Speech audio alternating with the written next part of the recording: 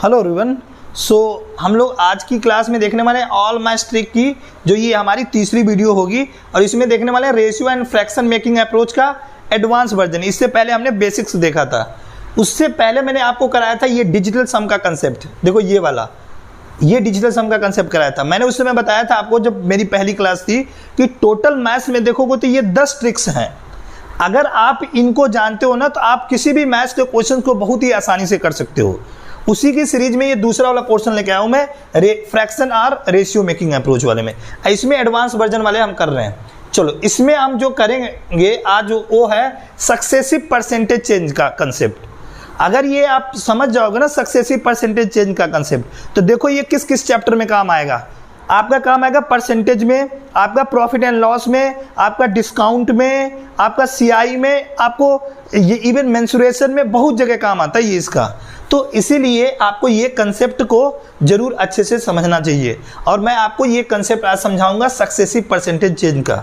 ये जो successive percentage change है, इसको हम सक्सेसिव इंक्रीज या डिक्रीज भी बोलते हैं। हिंदी में बोला जाता है इसे क्रमागत वृद्धि या क्रमागत घटाव बोल सकते हो। तो ये दो बोला जाता है इसको हिंदी में, ठीक है ना। अब इसको समझेंगे कि आखिर ये होता क्या है।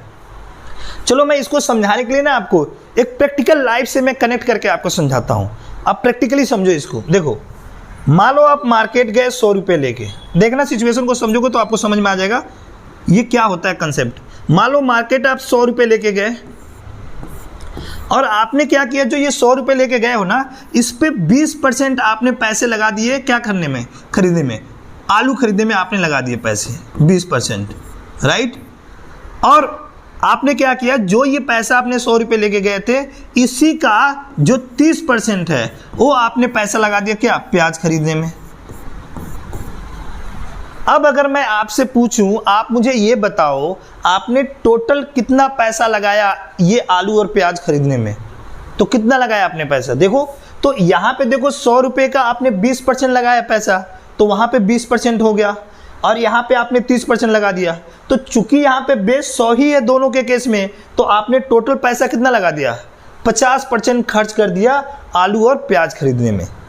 तो ये आपने जो निकाला, ये हमारा सक्सेसिव का केस नहीं है, क्योंकि यहाँ पे बेस सेम ही है जिस पे निकाल ले हो। सक्सेसिव का जब केस होगा ना, आप देखोगे उस समय ये जो बेस वैल्यू है ना, वो चेंज हो जाएगी। कैसे चेंज होगी देखो अभी मैं बताता हूँ। तो यहाँ आपने जब निकाला तो टोटल जो परसेंटेज आ रहा था, जितना पैसा आपने खर्च किया था, वो कितना किया था? 50%। अब देखना इसी सिनारियो को मैं दूसरे वे में बता रहा हूँ, देखना ध्यान से। अब देखो ये सक्सेसिव का केस मैं बता रहा हूँ आपको। मान लो आप गए मार्केट और आप 100 रुपये लेके गए मार्केट। अब हुआ यूं, आपने जो ये 100 रुपये लेके गए हो, अगेन वही काम कर रहे हैं। आप 20% लगा रहे हो पैसा आलू खरीदने में, राइट।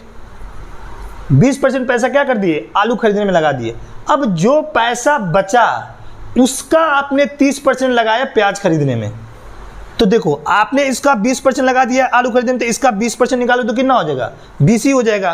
तो 20 आपने लगा दिया, तो यहाँ तो 20 रुपये तो आपके आलू खरीदने में खत्म हो गए। बचे कितने आपके? 80 रुपये। अब ये जो पैसा बचा है, इस पे आपने 30% क्या लगाया? खर्च किया। क्या खरीदने में? प्याज। तो इसका 30% निकालो। तो देखो इसका 30% निकालने का एक तो तरीका ट्रेडिशनल कि 80 × 30 बटा में 100 कर दो। यहाँ से ये 0 से ये 0, ये 0 से ये 0, यहाँ से आगे कितना? 24 रुपये आपने लगाया। या आप देखो इसको और आसान तरीके से कैसे कर सकते हो। जब भी अगर कोई भी वैल्यू का आपसे पूछे ना 10% निकालने के लिए, तो इधर से एक डिजिट छोड़कर जिस नंबर का बोलेगा ना वो पॉइंट लगा दो आप। जैसे 80 का 10% बोले तो इधर से एक छोड़कर पॉइंट लगा दो तो 8 हो जाएगा। और इसका 30% निकालना है तो वो 3 गुना है, तो इस वैल्यू को भी 3 गुना कर दो तो 24 हो जाएगा। बहुत ही आसानी से आप ऐसे निकाल लोगे। तो ये 24 हो गया ना। तो आपने ये 24 लगा दिया किस में? 24 लगा दिया आपने प्याज खरीदने में। अब देखो अगर मैं आपसे पूछूं कि आपके पास अब ये कितना पैसा बचा, तो इसको घटाओगे तो कितना आ जाएगा? 56। अब देखना मैं आपसे पूछ रहा, अब मुझे ये बताओ कि जो टोटल जो आपने पैसा लेके गए थे 100 रुपये, उसके हिसाब से देखूं तो आपने टोटल कितना % पैसा खर्च किया है आलू और प्याज खरीदने में? क्या आप ये बोलोगे कि 20 और 30 50% खर्च किया? नहीं ना, अगर 50% खर्च करते तो आप देखो यहाँ पे ये 30 और 20 50 जोड़ते तो 50% निकालोगे तो 50 ही आएगा ना। लेकिन आपने खर्च किया कितना, 100 रुपये तो लेके गए और आपके पास बचा कितना है, 56। तो देखो यहाँ से घटा के कितना बचा, ये 44 रुपये ही तो आपने लगाया है ना आलू और प्याज खरीदने में। यानी आपने 44 रुपये तो खर्च किए, यानी 44 रुपये खर्च करने का मतलब अगर मैं इसे परसेंटेज में पूछूं तो आप 44 जो 100 का कितना परसेंट होगा, 44% ही होगा ना। तो आपने यहाँ जो पैसा खर्च किया है ना ये 44% किया है, लेकिन यहाँ जो पैसा खर्च किया वो कितना किया आपने, 50% खर्च किया है। अंतर देख रहे हो यहाँ पे, अंतर क्यों आ रहा है, अंतर आ रहा है बस ये बेस वैल्यू की चेंज होने की वजह से। यहाँ पे जो 20% निकाला था आपने 100 पे ही निकाला था, और जब 30% निकाला था तो 100 पे ही निकाला था, तो आपने टोटल यहाँ पे 50% खर्च किया था। लेकिन यहाँ ऐसा नहीं है, यहाँ पे देखो पहले आपने ये 100 पे 20% खर्च किया, राइट, और दूसरे केस में आपने कितना खर्च किया, इस 80 पे 30% खर्च किया, तो बेस वैल्यू चेंज हो गई ना। तो इसी को बोला जाता है सक्सेसिव का केस।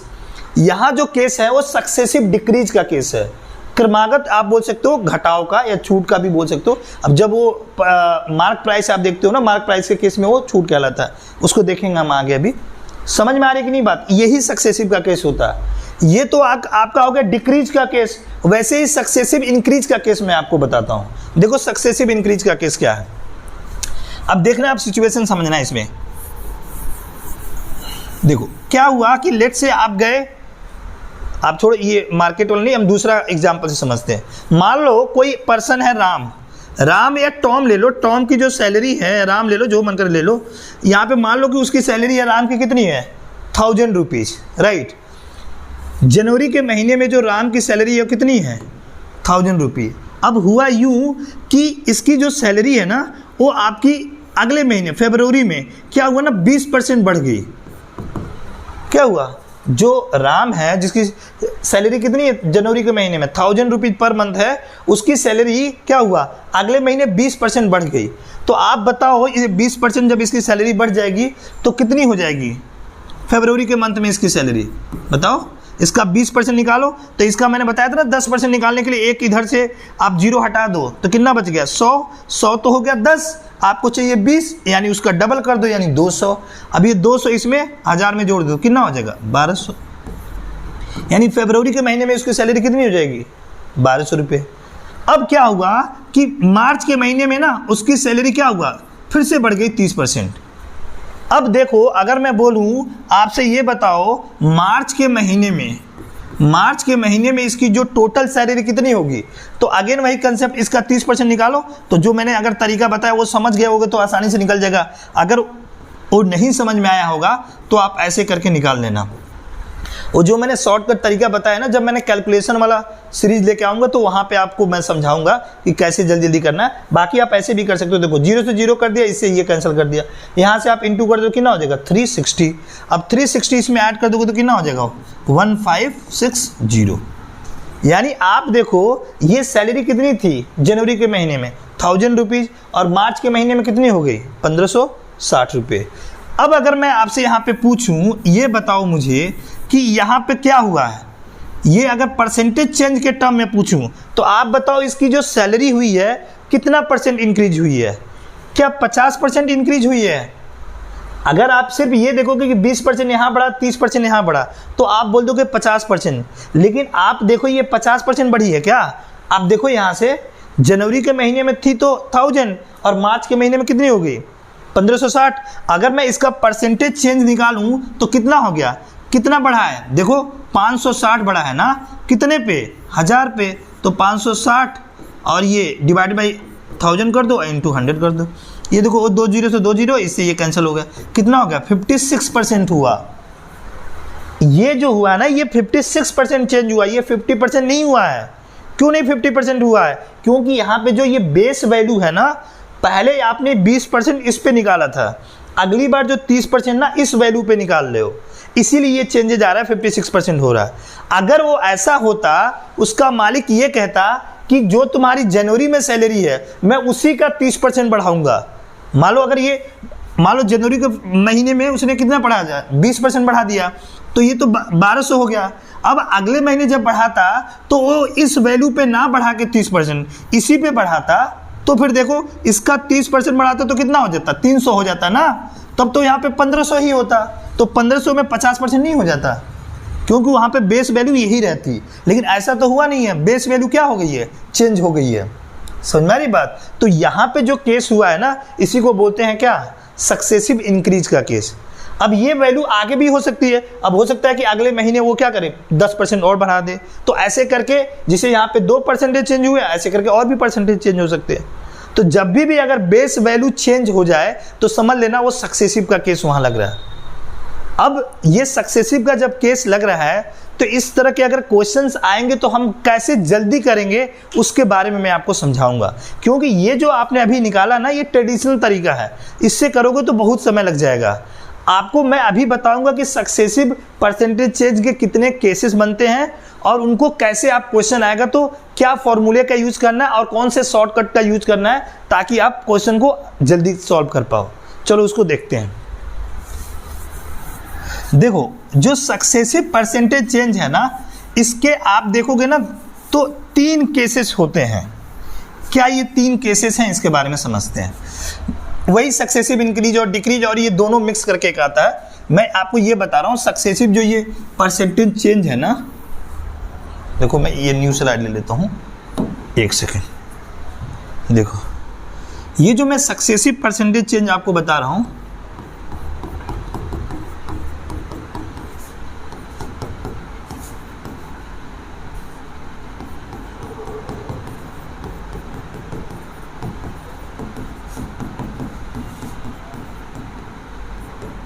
देखो सक्सेसिव परसेंटेज चेंज, इसको हिंदी में बोलेंगे क्रमागत प्रतिशत परिवर्तन। अब क्या है तो देखो इसके 3 केसेस होंगे।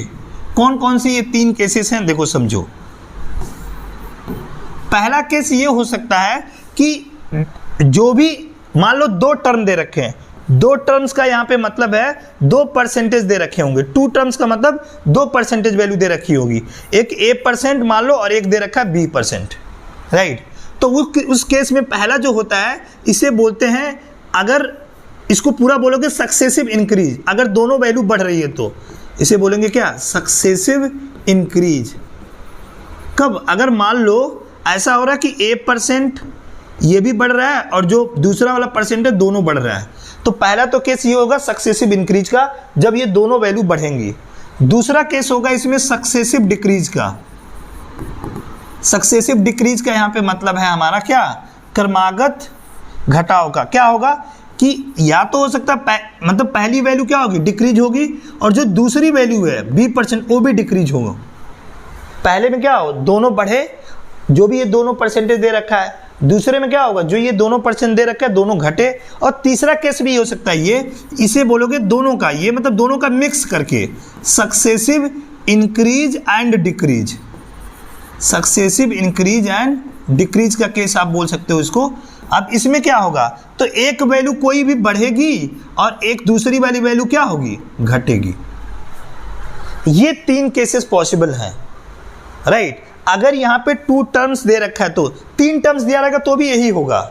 अभी मैं आपको बता रहा हूँ 2 टर्म्स का मतलब अगर 2% दे रखे हैं तो उस केस में सक्सेसिव एक कंसेप्ट बनेगा सक्सेसिव इंक्रीज का, और 3 में भी ऐसे ही बनेगा कि एक सक्सेसिव इंक्रीज का बनेगा, एक सक्सेसिव डिक्रीज का बनेगा और एक सक्सेसिव इंक्रीज एंड डिक्रीज का बनेगा। अभी मैं आपको 2 टर्म्स वाला बता रहा हूँ। अगर 2 टर्म्स का मतलब अगर 2% दे रखे हैं तो उनको अगर सक्सेसिव इंक्रीज रहेगा तो कैसे सॉल्व करना है, सक्सेसिव डिक्रीज रहेगा तो कैसे सॉल्व करना है, और सक्सेसिव इंक्रीज और डिक्रीज रहेगा तो कैसे सॉल्व करना है। तो देखो इसको सॉल्व करने के लिए आपको पहले ये समझना पड़ेगा कि ये मैंने दोनों जो वैल्यू बोला है ना, ये दोनों परसेंटेज में होंगी। तो यहाँ पे जो ये परसेंटेज जो आते हैं ना, परसेंटेज ये 2 तरीके के होते हैं, ये आपको ध्यान रखना है। एक तो परसेंटेज इंटीजर में होता है, जो परसेंटेज होता है ना ये 2 तरीके के होते हैं। एक तो इंटीजर में होगा आपका और एक फ्रैक्शन में होता है। जैसे इंटीजर का मतलब परसेंटेज हो सकता है ऐसे दे रखो 20%, 5%, 7%, 9% ऐसे करके, या तो फ्रैक्शन में दे रखा हो। फ्रैक्शन में ऐसे दे रखा है 16:2/3% या 11:1/9% ऐसे करके दे रखा है। 2 सिचुएशन पॉसिबल है। तो ये जो परसेंटेज आपको देगा, तो अगर इंटीजर में देगा तो हमें फॉर्मूले का यूज करना है, और अगर फ्रैक्शन में देगा तो हमें वहां पे रेशियो मेथड यूज करना है। और अगर ये जो दोनों केसेस है ना, इन दोनों केसेस में आप ट्रेडिशनल मेथड तो लगा ही सकते हो, लेकिन ट्रेडिशनल लंबा पड़ेगा आपको। मैं जो ये मेथड बता रहा हूँ 2 टर्म्स वाला, आपको पहले देखना कि वो परसेंटेज क्या है। परसेंटेज वो इंटीजर में है तो आपको फॉर्मूले का यूज करना है। कौन सा फॉर्मूला यूज करना है मैं बता रहा हूँ। और अगर वो फ्रैक्शन में है तो रेशियो वाला लगाना है। एक चीज ध्यान पे रखना, जो रेशियो वाला मेथड है ना, तो जिसमें आप ये फॉर्मूला लगाओगे वो वहां भी अप्लाई कर सकते हो आप, ठीक है ना। इस चीज को आपको ध्यान रखना है। तो देखो मैं आपको फॉर्मूले बताता हूं और ये फ्रैक्शन का कैसे, ये रेशियो का कैसे यूज करना, वो दोनों मैं बताता हूं आपको। पहले ये समझो कि इसमें अगर फ्रैक्शन का यूज कैसे करेंगे, सॉरी फॉर्मूले का यूज कैसे करेंगे। तो देखो जब भी दोनों वैल्यू इंक्रीज कर रही होंगी, जब भी ये जो a% है OB और B% दोनों इंक्रीज कर रही होंगी, तो देखो क्या फॉर्मूला बनेगा, A प्लस में B प्लस में AB बाई 100, और ये इसका टोटल परसेंटेज में वैल्यू निकाल लो, राइट है। ये फॉर्मूला लगा देना है आपको, राइट। अब अगर ये सक्सेसिव डिक्रीज वाला केस होगा तो देखो क्या करना है, आपको एक बार दोनों वैल्यू जोड़नी है और एक बार ये मल्टीप्लाई करके और इसको माइनस में लिख लेना और इसको परसेंटेज में कर देना। ये जो टोटल परसेंटेज यहाँ से चेंज आपको पता चल जाएगा, राइट। तीसरा केस देखो क्या होगा। अब अगर मान लो ये इंक्रीज कर रहा है, ये डिक्रीज, तो क्या करोगे, A माइनस B और माइनस AB बाई 100 कर दोगे, ये इतना परसेंटेज हो जाएगा। अब अगर मान लो ये माइनस, ये अगर डिक्रीज करे, ये इंक्रीज करेगा, तो आप इसको माइनस कर देना, इसको प्लस कर देना, लेकिन दोनों केस में यहाँ माइनस ही आएगा, ठीक है ना। ये मैंने आपको बताया कि फॉर्मूला क्या लगाना है आपको जब सक्सेसिव इंक्रीज, सक्सेसिव डिक्रीज और सक्सेसिव इंक्रीज और डिक्रीज रहेगा तो, राइट। और आपको इसको रेशियो मेथड से कैसे करना है उसको भी मैं बताता हूं आपको। इसके लिए ना मैं एक क्वेश्चन ले चलता हूं, क्वेश्चन से आपको समझाऊंगा तो ज़्यादा बेहतर वे में समझ में आएगा। और ये जो भी मैंने क्वेश्चन लाया हूं ये सारे प्रीवियस ईयर के क्वेश्चन आए हुए हैं, ठीक है ना। चलो देखो मैं आपको ये क्वेश्चन, आपको ये देखो ये आया हुआ क्वेश्चन है, इसको करते हैं। ये देखो ये क्वेश्चन है, क्या दे रखा है, देखो यहाँ पे ये दे रखा है एक संख्या में, एक मिनट रुको आप लोग, ठीक है कोई नहीं, चलो क्या दे रखा है, एक संख्या में पहले 5% की वृद्धि की जाती है और फिर उसमें 15% की और वृद्धि की जाती है, तो मूल संख्या में कुल मिलाकर कितनी वृद्धि हुई है ये बताना।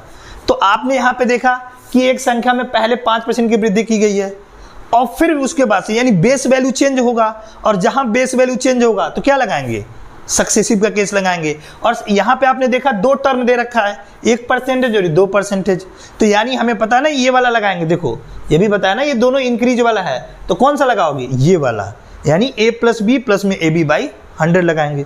देखो ये वाला लगाएंगे, तो यहाँ पे वही लगा देते हैं, हमारा आंसर आ जाएगा तुरंत। देखो क्या करना है, तो हमें ये फॉर्मूला लगाना है, A प्लस में B और प्लस में AB बाई 100, ये लगाना है। अब देखो इसको A की जगह पे कितना हो गया 5 और B की जगह पे कितना हो गया 15, और प्लस में A की जगह पे 5 और B की जगह पे 15, यानी 5 × 15 बटा में 100, और ये हो गया हमारा टोटल परसेंटेज। अब इसको कैलकुलेट कर लो तो देखो ये 5 और 15 कितना हो गया, 5 और 15 हो गया आपका 20, और ये देखो ये कितना हो गया, 5 को 15 में गुणा कर दो कितना हो गया 15 बटा में 100, ये होगा कि नहीं। अब देखो इसको सॉल्व करोगे तो कितना हो जाएगा, ये तो 20 हो जाएगा, और प्लस में इसको डिवाइड करोगे तो 0.75 हो जाएगा। अब इसको जोड़ दो, टोटल कितना हो जाएगा 20.75%। समझ में आएगा कि नहीं, ये हमारा आंसर हो गया, ठीक है, क्लियर है ना। पहली बात तो इसमें एक चीज जानने वाली ये थी कि आपको ये कैसे पता चलेगा कि यहाँ पे सक्सेसिव लगाना है, तो मैंने आपको बता दिया ना कि बेस वैल्यू चेंज हो रही है। और आपको कैसे पता चला कि यही फॉर्मूला लगाना है, तो दोनों जगह देखो क्या हो रही है, वृद्धि हो रही है, तो मैंने बताया था दोनों जगह पहला वाला केस लगेगा। और इसमें 2 टर्म्स हैं, तो 2 टर्म्स वाले में हम ये लगा देते हैं, A प्लस में B प्लस में AB बाई 100।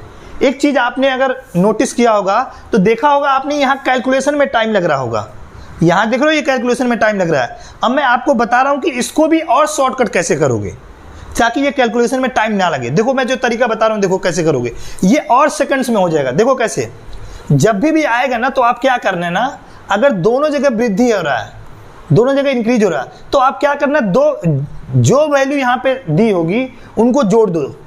तो 15 और 5 जोड़ दिया कितना हो गया 20 हो गया ना 20। अब उसके बाद से लगा दो 10 और क्या करो दोनों को गुणा कर दो, कितना हो गया 75, ये लिख दो और परसेंटेज लगा दो, हो गया आंसर। समझ में आ गई कि नहीं बात? आप ऐसे करोगे तो देखो फॉर्मूले को भी यूज आपने स्मार्ट तरीके से कर दिया, समझे कि नहीं बात को? तो अब जब भी अगर ऐसे आएगा ना तो सीधा आपको क्या करना, दोनों जगह इंक्रीज हो रहा है तो आप दोनों को सीधा जोड़ दो, जोड़ दिया, उसके बाद दशमलव लगा दो और फिर इससे गुणा कर दो। ध्यान पे रखना, जब भी गुणा करना तो 2 डिजिट आए। अगर मान लो गुणा करने पर 3 डिजिट आएगा तो 2 डिजिट को तो यही लिख देना, तीसरी वाली को आगे वाले में जोड़ देना। समझ में आ गई कि नहीं बात? इस चीज को आपको करना है। अब देखो ये जो मैंने अप्रोच बताया है आपको शॉर्टकट में भी शॉर्टकट बता दिया, आप यूं इससे आसानी से जल्दी से निकाल सकते हो। समझ में आ गया कि नहीं? देखो ये जो हमने कंसेप्ट लगाया इसे हमने बोला क्या, ये फॉर्मूला वाला अप्रोच। अब अगर मान लो मुझे इसमें रेशियो वाला कंसेप्ट लगाना हो तो देखो मैं रेशियो वाला कैसे कंसेप्ट लगाऊंगा इसको समझो, क्योंकि मैंने आपको बताया ना कि आप इसमें परसेंटेज वाला मतलब ये फॉर्मूले वाला कंसेप्ट भी लगा सकते हो और रेशियो वाला। मैंने आपको बताया था रेशियो वाला जब लगाना है जब वैल्यू कौन सी दे रखी हो, जो भी परसेंटेज है वो फ्रैक्शन वाला दे रखा हो। लेकिन मैंने एक और चीज बोली थी बात कि आप अगर इंटीजर में परसेंटेज दे रखा है ना, अगर इंटीजर में परसेंटेज दे रखा है तो वहां भी आप लगा सकते हो। फ्रैक्शन वाले में तो लगा ही सकते हो आप रेशियो बना के, और लेकिन इंटीजर वाले में भी आप फ्रैक्शन बना के कर सकते हो। देखो मैं आपको बताता हूं इसको कैसे। देखो ये ध्यान रखना, ये सेम चीज आएगी वहां पे। देखो यहां पे देखो क्या है, 5% है ना, तो 5% की फ्रैक्शन वैल्यू लिखो। तो 5% की वैल्यू फ्रैक्शन वैल्यू कितनी हो गई, 1/20।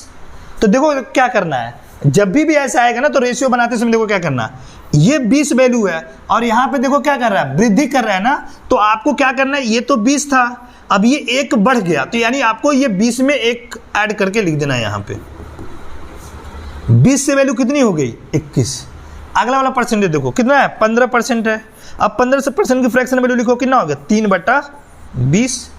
इसको लिख लेना, अगर नहीं समझ में आ रहा हो तो देखो इसको आपने पता होगा ना कैसे फ्रैक्शन में लिखते हैं इसे। 15/100, इसे काट दो 5 से, तो 3 बार में ये 20।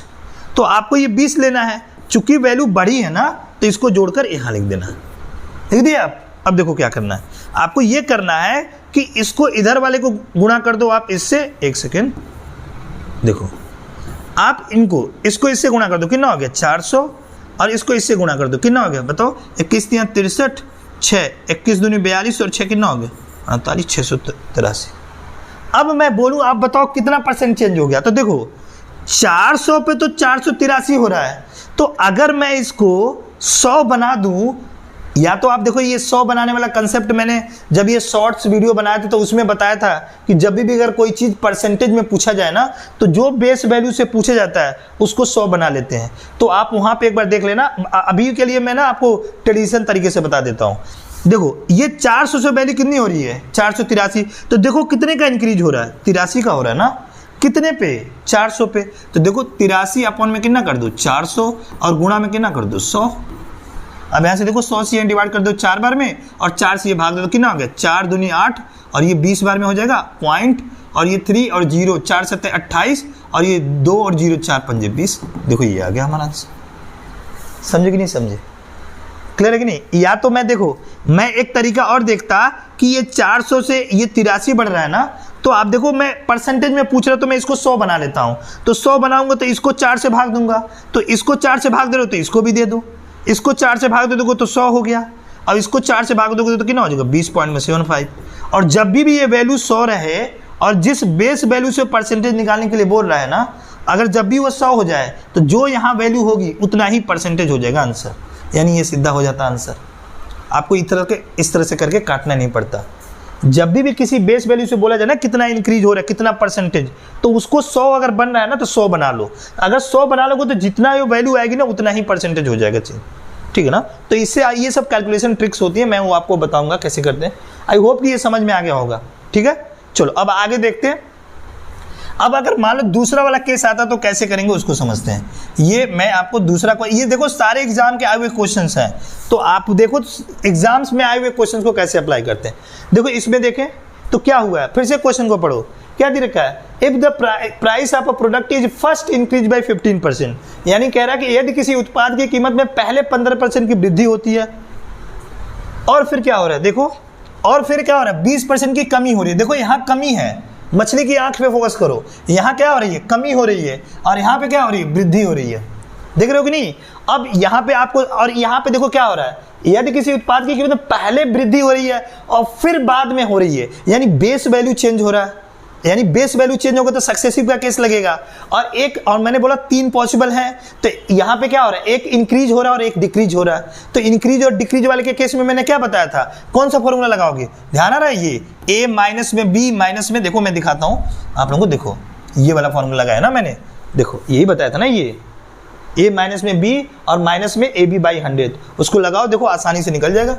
यहाँ पे यही था ना, देखो a माइनस में b माइनस में AB बाई 100, इसे लगा दो, देखो अभी तुरंत फॉर्मूले से निकल जाएगा।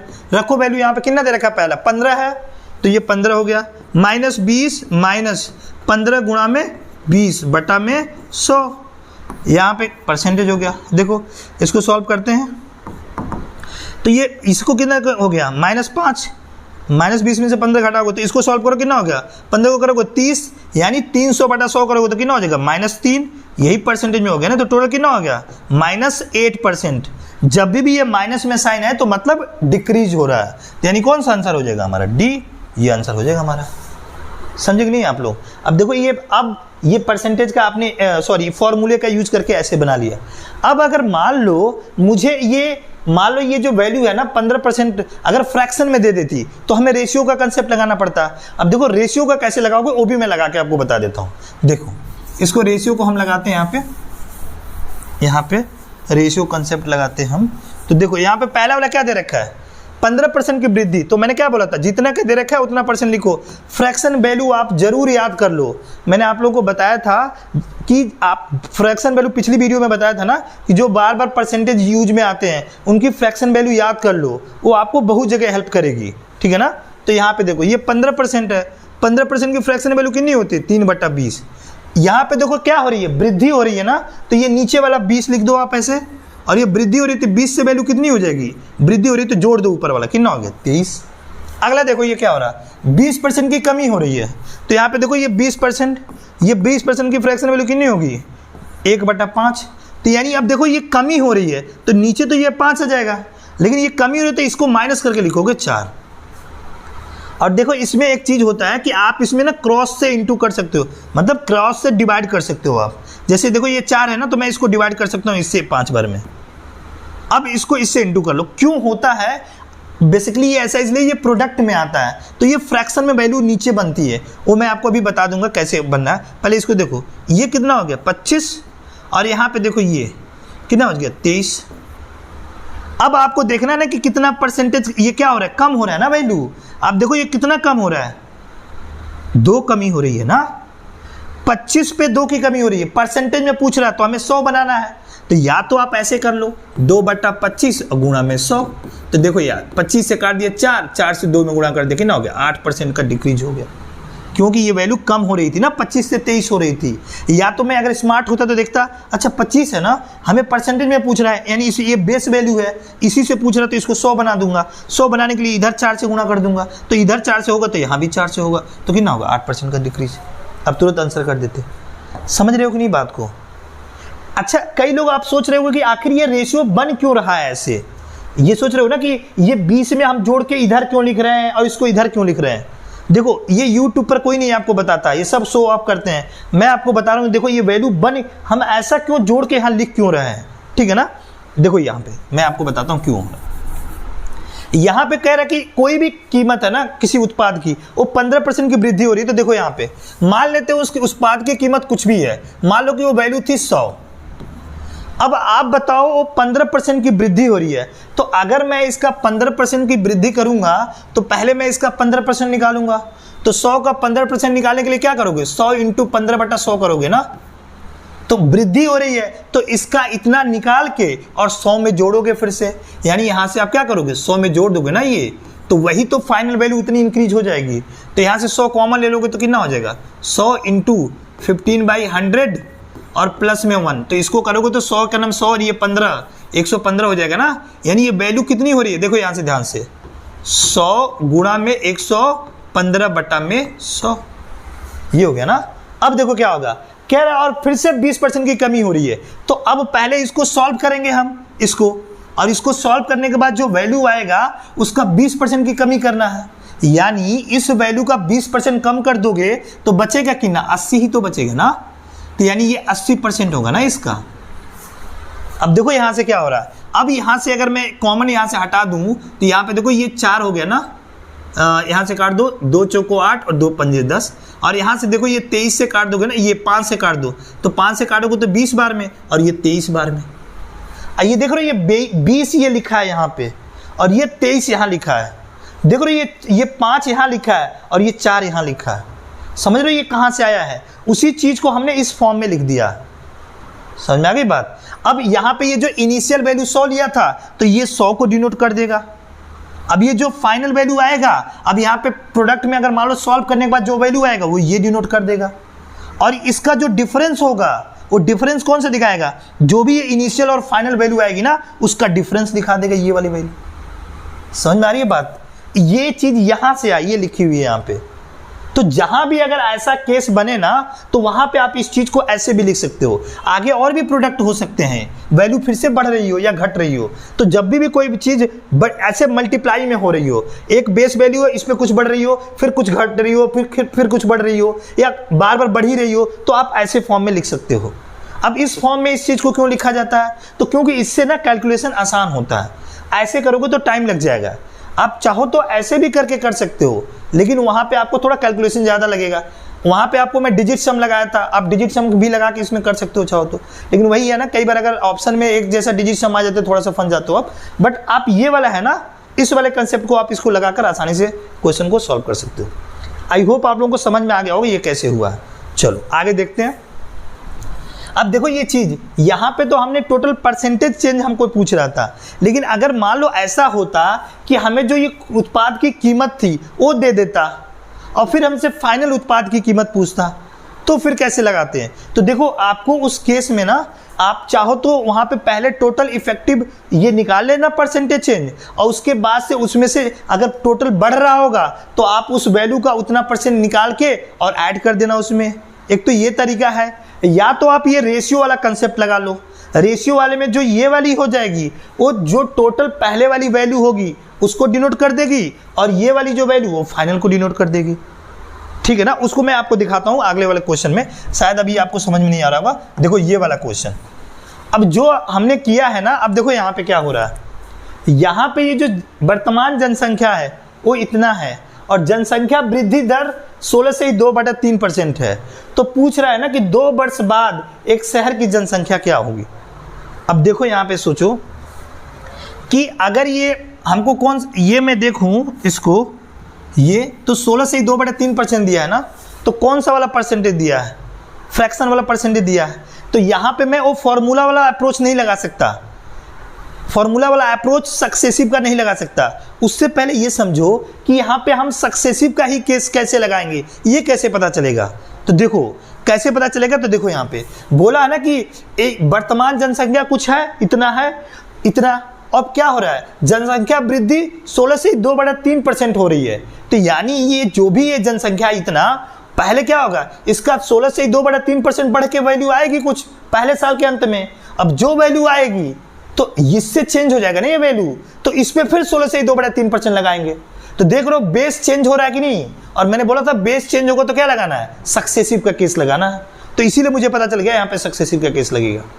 समझ में आ गई बात। अब देखो इसको लगाओ, आप इसको लगाओ। देखो अब चूंकि हमें यहाँ पे परसेंटेज तो लगा नहीं सकते, सॉरी फॉर्मूला तो लगा नहीं सकते, तो हम रेशियो वाला कंसेप्ट लगाएंगे यहाँ पे। देखो यहाँ पे क्या दे रखा है, 16 से ही 2/3% है ना, तो मैंने क्या बोला था, आप इसकी फ्रैक्शन वैल्यू देखो कितना होता है, 1/6। तो देखो यहाँ से वैल्यू हमें बढ़ रही है, तो पहले आप लिखो यहाँ पे 6, और मैं बोला था ना बढ़ रही है तो ऊपर वाला ऐड कर दो, यहाँ पे लिख दो 7। 6 से वैल्यू कितनी होगी पहले साल, 7।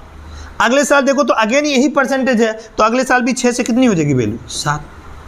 अब देखो यहाँ पे क्या होता है, ये प्रोडक्ट हो जाएगा ना, तो ये कितना होता है 36, और ये कितना हो जाएगा 49।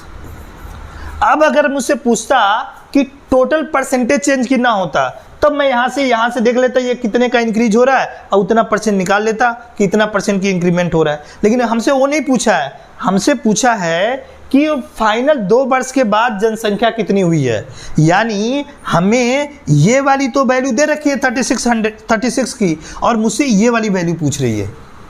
समझ आ रही बात। तो देखो 36 की कितनी वैल्यू दे रखी है, तो 21600, यही तो है ना अभी प्रेजेंट में। और जो नीचे वाली वैल्यू ना ये इनिशियल वैल्यू दिखाती है और ये वाली फाइनल वैल्यू दिखाएगी और ये उनका डिफरेंस दिखाएगा।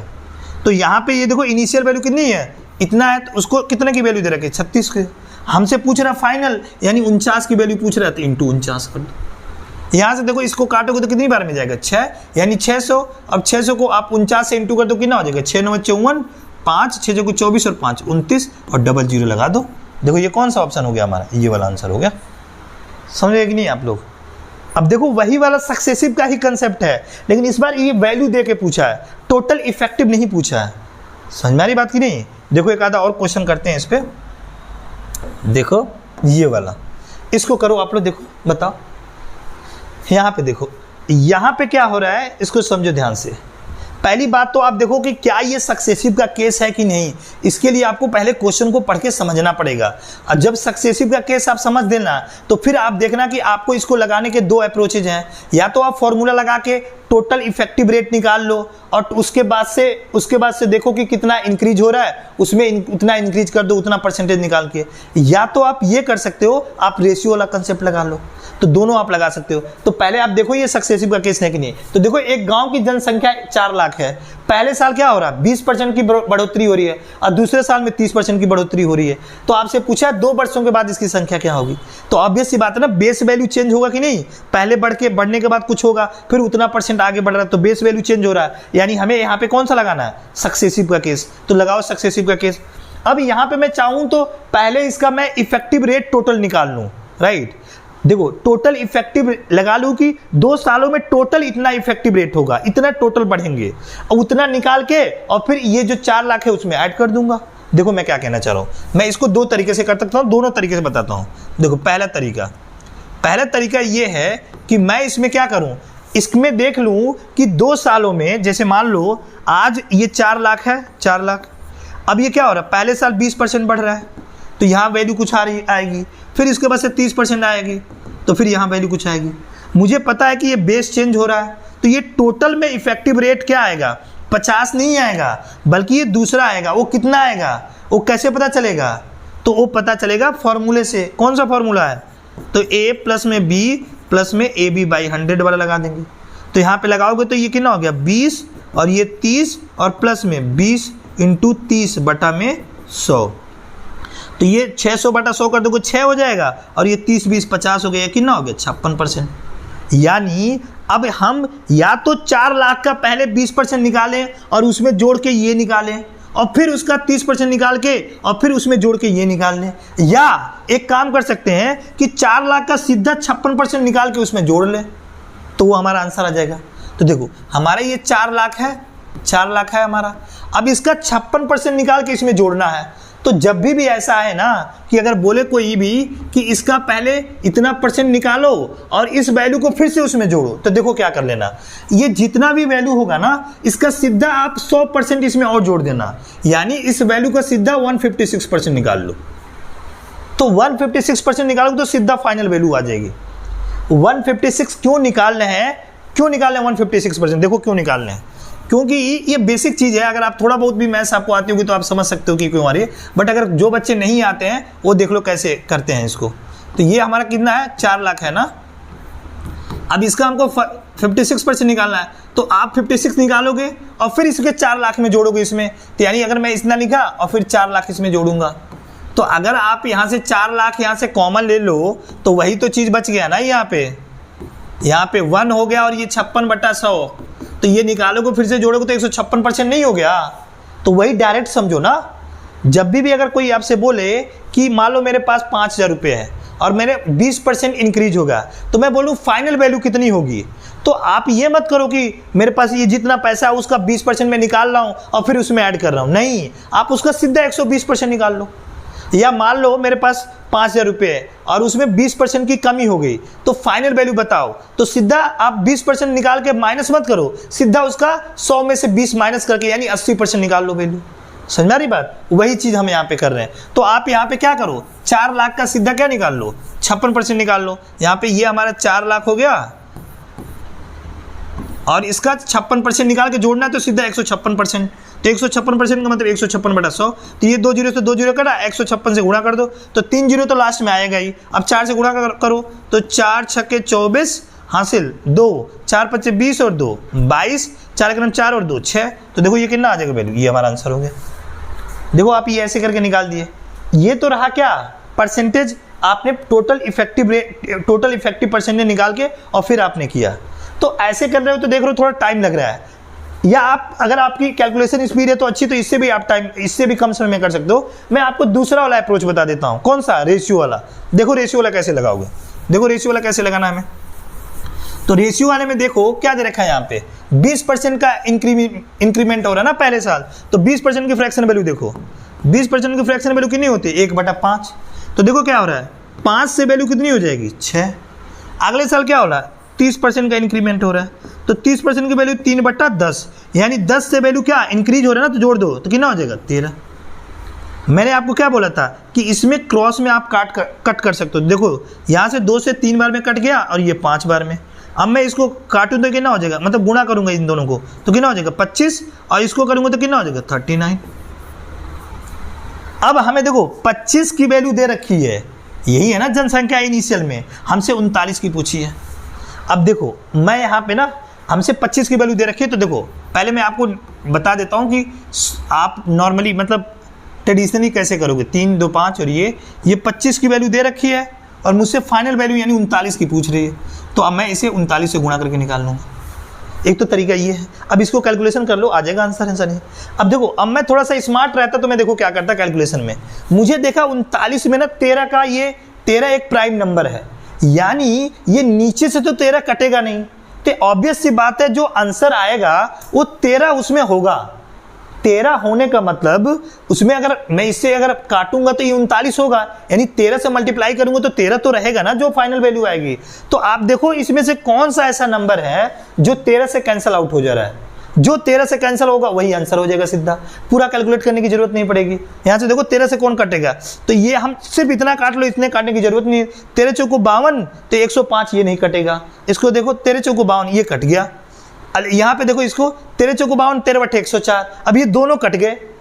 अब यहाँ पे आपको पूरा कैलकुलेट करना पड़ेगा, समझा गया पूरा। अब ये पूरा कैलकुलेट आपको करना पड़ेगा क्योंकि दो जगह आ गया ना। अगर मान लो 2 जगह नहीं रहता तो मैं ये वाला ना तरीका लगा के जल्दी आंसर निकाल लेता, लेकिन यहाँ पे तो आ गया ना 2 जगह, तो आपको पूरा कैलकुलेट कर लो तो पूरा भी कर लो, कोई नहीं।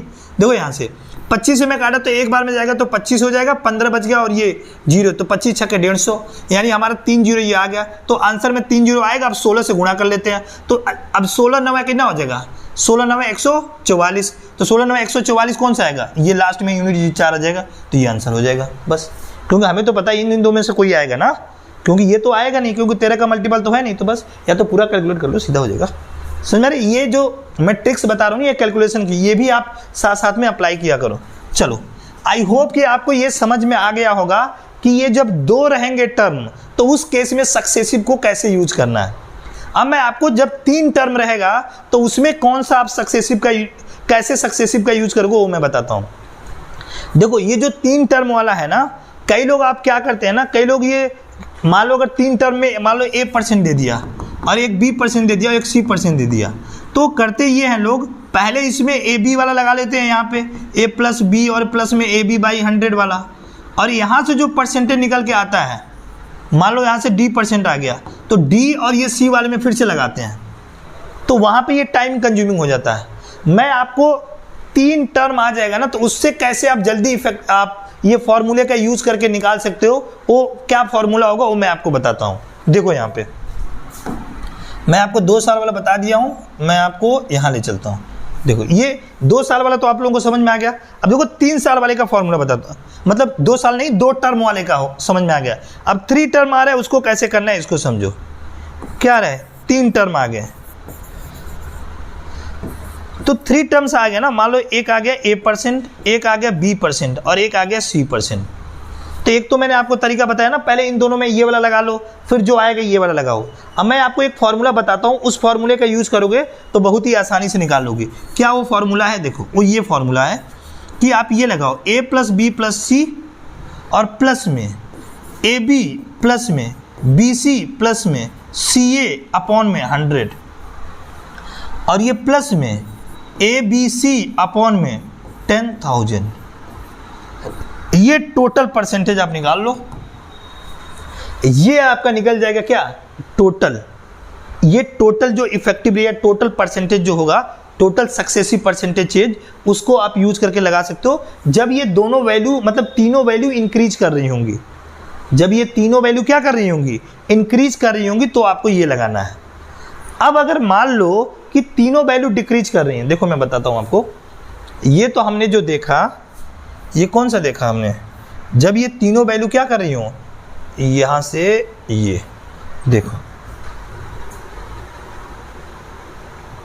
यहां से हमने ये देखा कि जब ये 3 टर्म दे रखा होगा और तीनों टर्म क्या कर रहा होगा, इंक्रीज कर रहा होगा, तो हम ये लगा देंगे। अब अगर मान लो ऐसा हो कि तीनों टर्म डिक्रीज कर रहा हो, यानी ये सक्सेसिव वाला केस हो जाए और तीनों डिक्रीज कर रहे हो, यानी ये वाला केस, ये वाला, यानी A% ये भी डिक्रीज कर रहा हो और ये B% ये भी डिक्रीज कर रहा हो और C% ये भी डिक्रीज कर रहा हो, तो उस केस में कौन सा फॉर्मूला लगाओगे। तो ये देखो, तो ये तो इंक्रीज वाला हो गया, और मैं आपको बताता हूं डिक्रीज वाले में, तीनों अगर डिक्रीज करेंगे तो ये इंक्रीज होगा, तीनों अगर डिक्रीज कर रहे हैं तो देखो क्या करोगे, कुछ नहीं करना है, आप ये याद करोगे तो ये बहुत ही आसानी से हो जाएगा।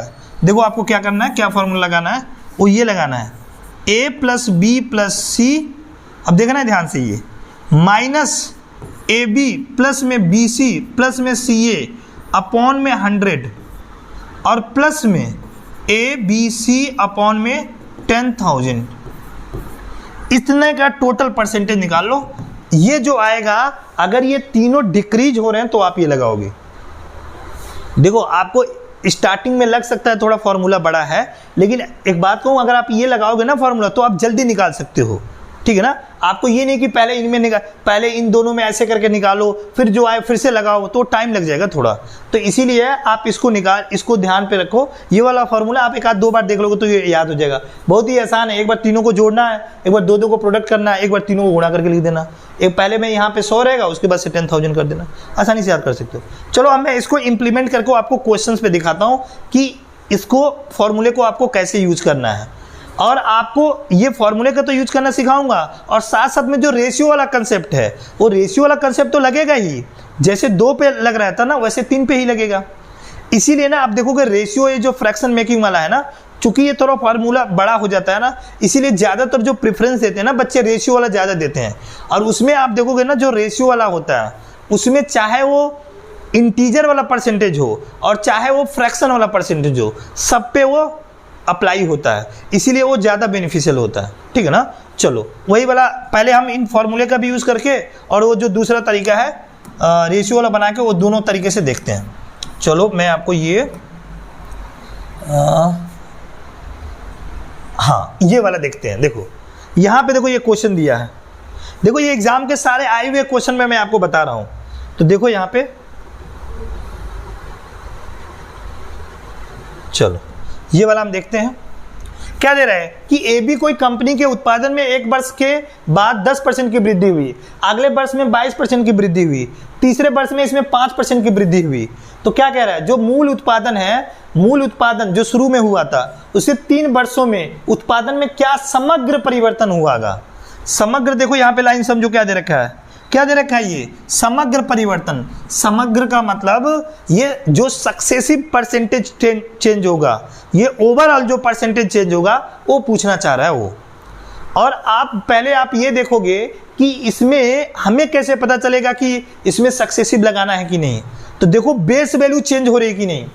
तो देख क्या रहा है, AB कंपनी के उत्पादन में 1 वर्ष में 10% की वृद्धि हुई, फिर क्या कह रहा है, अगले वर्ष 22% की वृद्धि हुई, यानी जो भी पहले होगा शुरू में उत्पादन, उसमें बढ़ा होगा, बढ़ने के बाद जो बेस वैल्यू नहीं आ गई होगी, फिर उसमें बढ़ाएगा, और फिर जो आएगा फिर से उसमें बढ़ेगा, यानी बेस वैल्यू चेंज हो रही है। बेस वैल्यू चेंज हो रही है मतलब हमको कौन सा लगाना है, वही वाला लगाना है, सक्सेसिव वाला केस। अब सक्सेसिव वाला केस लगाओ इसमें। तो सक्सेसिव वाले केस में मैंने क्या बताया, या तो आप इसमें फॉर्मूले लगा लो या रेशियो लगा लो। तो मैं आपको दोनों मेथड करके बताता हूं। पहले मैं फॉर्मूले लगाता हूं, तो आप देखो फॉर्मूले में कि क्या ये दोनों सारे इंक्रीज वाले हैं कि सारे डिक्रीज वाले हैं। एक चीज और ध्यान पे देखना, मैंने वो वाला नहीं बताया आप लोगों को कि अगर इंक्रीज और डिक्रीज दोनों आ जाए तो क्या करना है। देखो यहाँ पे मैंने ये तो बता दिया कि अगर तीनों इंक्रीज हो रहे हो तो आपको ये वाला फॉर्मूला लगाना है। तीनों डिक्रीज हो रहा है तो ये वाला लगाना है। अब मान लो ऐसा हो जाए कि कुछ इसमें से, मान लो ए बी इंक्रीज कर रहा है और सी डिक्रीज कर रहा है, तो कुछ नहीं करना है, जो डिक्रीज करेगा उसके साथ वाला जो रहेगा वो माइनस में हो जाएगा। जैसे मान लो अगर सी डिक्रीज करता, मान लो यहाँ पे, तो मैं कैसे बनाता, देखो ए बी इंक्रीज कर रहा है, देखो यहाँ पे लिख दे रहा हूँ कि ए % का इंक्रीज, बी % का इंक्रीज और सी % का डिक्रीज हो रहा है। तो डिक्रीज होगा तो देखो क्या करना, ए कर दो प्लस बी माइनस सी, और यहाँ पे देखो माइनस, यहाँ पे ये माइनस ही रहेगा, ध्यान रखना। या आप एक काम करो, देखो यहाँ पे माइनस नहीं प्लस आएगा, देखो ये प्लस आएगा क्योंकि यहाँ पे ए बी है, तो ए बी करोगे तो ये ए बी तो हो जाएगा। अब सी इसके साथ में आ जाएगा तो ये माइनस हो जाएगा, माइनस बी सी, और ये करोगे तो माइनस सी ए हो जाएगा, और अपॉन में कितना हो जाएगा 100। माइनस यहाँ आएगा क्योंकि ए बी सी में करोगे तो ये माइनस हो जाएगा, ए बी सी अपॉन में 10,000, ये इतना % हो जाएगा। समझ में आ गई नहीं बात? अब ऐसा ये भी हो सकता है कि दो वैल्यू डिक्रीज कर रही हो और एक वैल्यू इंक्रीज कर रही होगी, तो जो डिक्रीज करेगा उसके साथ वाला माइनस ले लेना। समझ में आ गई नहीं बात? राइट, चलो। ज़्यादातर बेहतर ये होता है ना कि जब भी ऐसा आए ना, अगर ये प्लस वाला तीनों इंक्रीज हो रहा है तो ये वाला फॉर्मूला लगा दो, अगर वो इंटीजर वाला % दे रखा है तो, या तीनों वैल्यू डिक्रीज हो रही है तो ये वाला लगा दो। जब एक इंक्रीज और एक डिक्रीज हो रही है ना, तो ज़्यादातर बेहतर होता है ना आप रेशियो वाला कंसेप्ट ही लगाओ, रेशियो वाला ज़्यादा बेहतर होता है। चलो, वैसे ओवरऑल देखोगे ना तो मैं बोलूँगा कि ज़्यादातर अगर आप रेशियो वाले कंसेप्ट पर ज़्यादा फोकस करने की कोशिश करो, क्योंकि रेशियो वाला जो कंसेप्ट होता है ना वो दिमाग में विजुअलाइज करके भी कर सकते हो, लेकिन ज़्यादातर जगह, कुछ जगह ऐसा भी होता है जहाँ पे फॉर्मूला थोड़ा जल्दी लग जाता है, तो अपनी प्रैक्टिस के ऐसे बनाई जाती है कि आपको ध्यान में आ जाए कि अच्छा इस यहाँ पे मैं ये वाला फॉर्मूला लगाऊंगा और ये वाला यहाँ पे हम रेशियो वाला कंसेप्ट लगाएंगे। चलो इसको देखते हैं। तो पहले फॉर्मूले का यूज करके बताता हूँ। तो यहाँ पे देखो ये तीनों क्या हो रहा है, इंक्रीज हो रहा है ना, तो जब इंक्रीज होगा तो देखो यहाँ पे क्या करना है, इंक्रीज करने वाले में ये वाला फॉर्मूला लगाएंगे हम, ए प्लस में बी प्लस में सी प्लस में ए बी प्लस में बी सी प्लस में सी ए अपॉन में 100 और ये प्लस में ए बी सी अपॉन में 10,000, ये निकालना है। तो लगाओ, चलो पहले हमको तीनों जोड़ना है, तो जोड़ो तीनों को, कितना हो गया 22 और 10 32 और 5 कितना हो गया 37, यानी ये 37% हो गया प्लस। अब देखो ए बी को गुणा करना है, तो 22, ये ए है और ये बी है और ये सी है, तो देखो 22 को 10 में गुणा कर दिया तो कितना हो गया 220।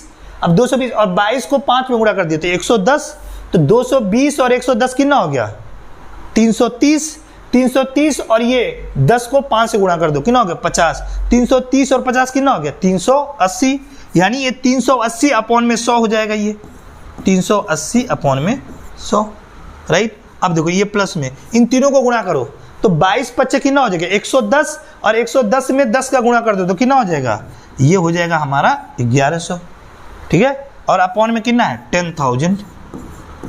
अब सॉल्व करो इसे, देखो इसको हम करेंगे तो ये कितना हो जाएगा हमारा 0 0, ये 3.8 हो जाएगा। अब 3.8 ये हो जाएगा 3.8 और इसमें 37, तो जोड़ोगे तो कितना हो जाएगा 40.8 और प्लस। अब इसको देखो, ये 2 0 से 2 0 कटा, अब ये 2 से 0 करेंगे कितना होगा 0.11। अब इसमें ऐड कर दो, देखो ऐड करो कितना हो जाएगा 40 पॉइंट में 8 और 1 कितना हो जाएगा 9 और 1, 40 पॉइंट में 91% के करीब आएगा, यानी कौन सा आंसर हो जाएगा, बी हमारा आंसर हो जाएगा। समझ में आ गया कि नहीं, क्लियर है कि नहीं? देखो ये तो तरीका रहा कि आप एक ऐसे करके निकाल सकते हो। अब मैं आपको ये बता दिया फॉर्मूले का यूज करके बना सकते हो। दूसरा, आप रेशियो वाला कंसेप्ट कैसे लगाओगे देखो, और फिर आपको डिसाइड करना कि कौन सा आप बेहतर तरीके से लगा सकते हो, तो जो लगा लेना उसके हिसाब से एग्जाम में उसको यूज करना। चलो देखते हैं यहाँ पे क्या दे रखा है, 10% का इंक्रीमेंट हो रहा है ना, तो आप देखो 10% की फ्रैक्शन वैल्यू कितनी होती है 1/10, यानी 10 से वैल्यू कितनी हो गई 11। अगला क्या हो रहा है 22% की वृद्धि हो रही है, तो 22% की फ्रैक्शन वैल्यू लिखोगे तो कितना हो जाएगा 22/100, और इसको काटोगे तो कितना हो जाएगा 11/50, यानी 50 से वैल्यू क्या हो जाएगी 61, क्योंकि इंक्रीमेंट हो रहा है ना तो ऐड कर देंगे, राइट। अगला देखो क्या हो रहा है 5% की वृद्धि हो रही है, तो 5% की फ्रैक्शन वैल्यू देखो कितना हो जाए 1/20, इंक्रीमेंट हो रहा है तो 20 से वैल्यू कितनी हो जाएगी 21, यानी 20 से वैल्यू कितनी हो जाएगी 21। अब इसे सॉल्व कर लो, सॉल्व करते हैं इसको, तो पूरे को गुणा कर दो, 5 दूनी 10 और ये कितना हो जाएगा, तो ये हो जाएगा हमारा 1000 और ये हो जाएगा ना 3 जीरो आ जाएंगे ना हमारा, और 5 दूनी 10, और इसको कर लो गुणा। अब देखो इसको मैं गुणा कर रहा हूँ कैसे, 21 को मैं पहले 61 में गुणा करूंगा, फिर 11 में गुणा करूंगा। तो 21 को 61 में गुणा करूँ तो 21 51 में 21, और कितना हो गया 2, 21 छके 126 और 2 128। अब देखो इसमें 11 से इंटू करना। अब देखो ये 11 से करने के लिए नहीं, या तो एक तो टेबल पढ़ लो आप, या मैं आपको ट्रिक बताऊंगा इसको जब मैं कैलकुलेशन वाली सीरीज लेके आऊंगा। तो पहले ये 1 लिखा है ना, तो 1 लिख लो, राइट, 1 हो गया। ये क्या हो रहा है, एक सेकेंड, यहाँ पे देखो ये 1 हो गया, और फिर इन दोनों को जोड़ दो, कितना हो गया 9, इन दोनों को जोड़ना है, फिर अगले वाले को दोनों को जोड़ दो, कितना हो गया 8 और 2 10। अब हासिल कितना हो गया 1, फिर अगले वाले को जोड़ो, 2 1 3 और 1 4, और यहाँ पे क्या बचा 1 बचा ना, तो 1 लिख दो यहाँ, ठीक है ना, ये हमारा ठीक है। देखो यहाँ पे हो गया 14140 और 1। अब देखो ये कितना परसेंटेज चेंज हुआ, तो यानी हमसे बोला है कि टोटल परसेंटेज में, तो मैंने क्या बोला, या तो आप देखो ये पहले घटा के देखो कितने का हो रहा है, 4091 का हो रहा है ना चेंज। अब ये 4091 इतने पे देखना है, यानी इतने पे देखना है, मतलब हमें या तो आप ऐसे करके निकाल लो 4091 अपॉन में ये 10,000 इंटू 100 कर लो, तो बात ये है ना, 2 से 2 हो गया, यहाँ से 100 से डिवाइड कर दो, 100 से डिवाइड कर दो, कितना हो जाएगा 40.91% ये हो जाएगा। या तो आप देखो ये कितना है 10,000 है ना, तो हमें इसको बेस 100 को बना लेते हैं, 100 बेस बनाओगे तो 2 जीरो यहाँ से डिवाइड कर दो, यानी 100 से यहाँ डिवाइड कर दो, यहाँ 100 से डिवाइड कर दोगे तो 2 जीरो खत्म हो जाएगा, यहाँ भी 100 से डिवाइड कर दो, तो ये कितना हो जाएगा 40.91%।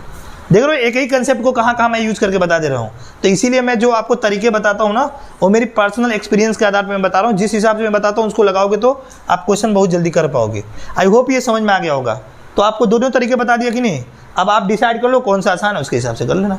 वैसे ये वाला देखूंगा ना फ्रैक्शन वाला, तो ज़्यादा बेहतर होता है। चलो अगला वाला क्वेश्चन देखते हैं इसी पे, ये वाला देखो आप थोड़ा, इसको बताओ। अब क्या हुआ है यहाँ पे देखो, रमेश के वेतन में पहले 35% की वृद्धि हुई है, फिर 40% की कमी हुई है, फिर 25% की वृद्धि हुई है। तो आपको कुल वृद्धि या कमी का प्रतिशत ज्ञात करना है। यानी अब देख रहे हो बेस वैल्यू चेंज हो रही है, तो यानी हमें क्या लगाना है, सक्सेसिव का केस। अब देखो एक बार बढ़ रही है और एक बार फिर घट रही है और फिर बढ़ रही है, तो इस केस में ना यहाँ पे देखो घट रही है ना फिर बढ़ रही है, तो इस केस में ना मैंने क्या बताया आपको, रेशियो वाला कंसेप्ट ज़्यादा बेहतर होगा, क्योंकि वो फॉर्मूले में ना माइनस के चक्कर में ना इधर उधर गलती कर दोगे, क्योंकि वो फॉर्मूला है बड़ा। वो जब भी लगाना ना जब या तो तीनों वैल्यू इंक्रीज कर रही हो या तीनों डिक्रीज कर रही हो, तो ज़्यादा बेहतर, वो आसानी से लगा पाओगे। तो आप ये रेशियो कंसेप्ट लगाओ, चलो लगाओ। तो पहले लिखते हैं 35%, 35% की फ्रैक्शन वैल्यू कितनी हो जाएगी बताओ, 7/20। अरे कैसे निकालेंगे, तो 35/100 कर दो, उसके बाद डिवाइड कर लो तो 7/20 हो जाएगा। अब देखो ये वैल्यू क्या हो रही है, बढ़ रही है ना, तो बढ़ रही है तो आप क्या करोगे, 20 थी वैल्यू और 7 बढ़ के कितनी हो गई 27। अगले में देखो क्या हो रहा है, अगले में 40% की कमी हो रही है, यानी 40% की फ्रैक्शन वैल्यू देखो कितना होती है 2/5, यानी 5 से वैल्यू कितनी हो गई 3, कमी हो रही है तो इसको घटा देंगे ना। अगला देखो क्या हो रहा है, 25% की वृद्धि हो रही है, यानी 25% की फ्रैक्शन वैल्यू कितनी हो गई 1/4, यानी 4 से वैल्यू कितनी हो गई बताओ, बढ़ रही है ना, तो 5। समझा कि नहीं। अब देखो मैंने क्या बताया था कि जब भी ऐसा है तो क्रॉस में आप कैंसल आउट कर सकते हो, तो देखो ये वैल्यू इससे कैंसल आउट हो रही है ना। अब देखो 20 को 4 से करो तो कितना हो जाएगा 80। अब यहाँ पे देखो 27 को 3 से करें तो कितना हो गया 81। अब ये देखो इसको देखना है ना कि परसेंटेज में कितना चेंज हो रहा है, तो देखो ये वैल्यू में कितना चेंज हो रहा है 1। अब चूंकि मुझे परसेंटेज में पूछ रहा है तो पहले ये देखो कितने बेस पे हो रहा है 80 पे, तो 1/80, और चूंकि परसेंटेज में पूछ रहा है तो इंटू 100 कर दो। अब यहाँ से कैंसिल आउट कर दो, यहाँ से कैंसिल, 2 दूनी 2 चौको 8 और 2 पचे 10, तो यहाँ पे 5/4 करो तो कितना हो जाएगा 1.25%। समझ में आ गया कि नहीं। तो ये हमारा कौन सा होगा। अब ये बताओ ये डिक्रीज हो रहा है कि इंक्रीज हो रहा है, तो देख रहे हो 80 से वैल्यू 81 हुई थी, यानी वैल्यू बढ़ी थी, तो इसीलिए हमारा क्या हो रहा है इंक्रीज हो रहा है, यानी ये 1.25% इंक्रीज होगा। समझ में आ गया कि नहीं मेरी बात, समझ में आ गया ना। तो इसको आप लोगों को ध्यान रखना है। चलो आगे देखते हैं। अब देखो ये देख रहे हो कितना आसानी से लग गया। आप इसको चीज़ को चाहो ना तो मेंटल विजुअलाइज करके भी कर सकते हो, ठीक है ना। अब वो डिपेंड करेगा कि आपने प्रैक्टिस कितनी की है। मैं तो इस तरह के क्वेश्चन में विजुलाइज करके कर लेता हूँ क्योंकि मेरी प्रैक्टिस बहुत अच्छी है। और दूसरी चीज़ है, ये जो परसेंटेज है ना फ्रैक्शन, मुझे याद है कि 1/8 कितना होता है, 12.5%। अब नीचे 10 लगा दिया तो मैं इधर से पॉइंट घिसका दूंगा इधर 1.25%। तो मुझे याद है, तो इसलिए मैं जो चीज़ें वैल्यू याद कर रखी हो वो काम आता है, और प्लस में आपने प्रैक्टिस कितनी कर रखी है, तो ये चीज़ें मैटर करती हैं आपकी। चलो अब आगे देखते हैं, इस पर बेस्ट एक आध दो क्वेश्चन और करते हैं। और आप देखोगे ना, ये जो मैं चीज़ बता रहा हूँ मैंने आपको शुरू में ही बताया था, ये जो सक्सेसिव का केस होता है वो कहाँ कहाँ लगता है। आप इसे परसेंटेज में लगा सकते हो, मैंने बताया था ना, परसेंटेज में लगा सकते हो, प्रॉफिट एंड लॉस में, डिस्काउंट में, कंपाउंड इंटरेस्ट, मेंसुरेशन, बहुत जगह लगा सकते हो इसको। तो अब आगे देखते हैं आगे कहाँ लगाते हैं इसमें।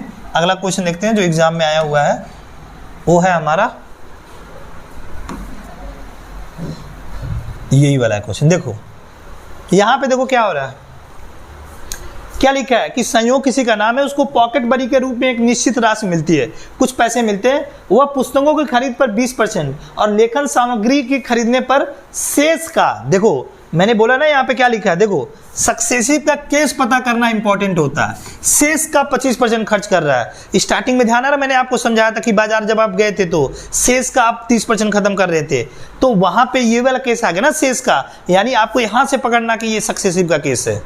क्योंकि बहुत सारे लोग होते हैं ना, देखते हो टीचर पढ़ाते हैं और ये नहीं बताते हैं कि लगाना कहाँ है, आप पकड़ोगे कैसे, तो ये आपको ये चीज़ ध्यान रखना, ये सक्सेसिव का केस बताता है। फिर आगे देखो, फिर क्या होता है, जो बचता है, फिर से जो बचता है लिखा, यानी फिर से शेष का, वो क्या करता है, 10% गरीबों को दान में रूप में दिया जाता है, शेष वो मिठाई आदि खरीदने के लिए उपयोग कर देता है। और ये कितना होता है, 13 पॉइंट, ये 13.5 रुपये होता है, तो उसको पॉकेट, जो भी ये पॉकेट मनी है वो बताना है। चलो इसको देखते हैं। तो मुझे तो पता चल गया सक्सेसिव का केस है, और मुझे ये जो दे रखी है वो फाइनल वैल्यू दे रखी है, क्योंकि कह रहा है कि लास्ट में यही बच रहा है ना इसका, यानी ये फाइनल वैल्यू दे रखी है, और हमसे पूछ रहा है पॉकेट मनी कितनी थी, यानी इनिशियल वैल्यू पूछ रहा है। तो मैं यहाँ पे रेशियो वाला कंसेप्ट लगाऊंगा, क्योंकि मुझे पता है कि रेशियो वाले कंसेप्ट में जो इधर वाली साइड आता है वो इनिशियल वैल्यू होती है, और जो बाद वाले में आता है वो फाइनल वैल्यू होती है। चलो इसको देखते हैं, निकालते हैं, लगाते हैं। चलो देखो यहाँ पे क्या हो रहा है, 20% का पहले क्या हो रहा है, ये वो पुस्तकों खरीद पर 20% और लेखन सामग्री शेष का 25% कर रहा है, यानी 20% की फ्रैक्शन वैल्यू लिखो। तो 20 का कितना होगा परसेंटेज, 1/5। अब देखो यहाँ पे ध्यान से, उसने बोला है ना शेष का, तो इसका मतलब ये वैल्यू क्यों क्या करोगे आप, माइनस करोगे, यानी ये अगर मान लेते इनिशियल में 5 था तो 1 कम हो जाएगा और 4 बचेगा, क्योंकि मैंने पता था ना 100 का 20% आपने आलू खरीदे थे तो उसके बाद से कम किया था ना, माइनस किया था। तो उसी तरीके से इसमें जब आप ये 5 लोगे तो इसको माइनस करके कितनी हो जाएगी वैल्यू, अगली वाली 4 हो जाएगी। अब आगे देखो अगला क्या कह रहा है, 25% खर्च करता है किस पे, शेष का 25% खर्च करता है लेखन सामग्री में। अब 25% की फ्रैक्शन वैल्यू देखो तो कितना हो गया, 1/4।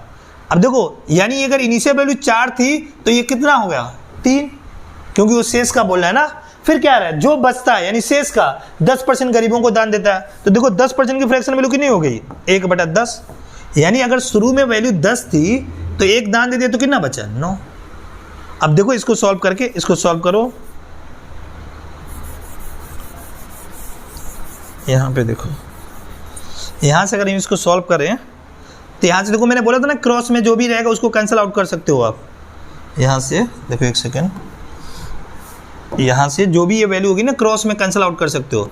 देखो यहाँ से कट रहा है कुछ, यहाँ से देखो 4 से 4 कट गया, बाकी नहीं कट रहा है। तो देखो 10 से 5 में गुणा कर दो 50, और ये 9 से 3 में गुणा कर दो कितना हो गया, 27। अब मैंने बताया था ये इनिशियल वैल्यू होगी, तो इनिशियल वैल्यू उसकी पॉकेट मनी थी ना, तो ये इनिशियल पॉकेट मनी है, और ये फाइनल वैल्यू दे रखी है 13.5।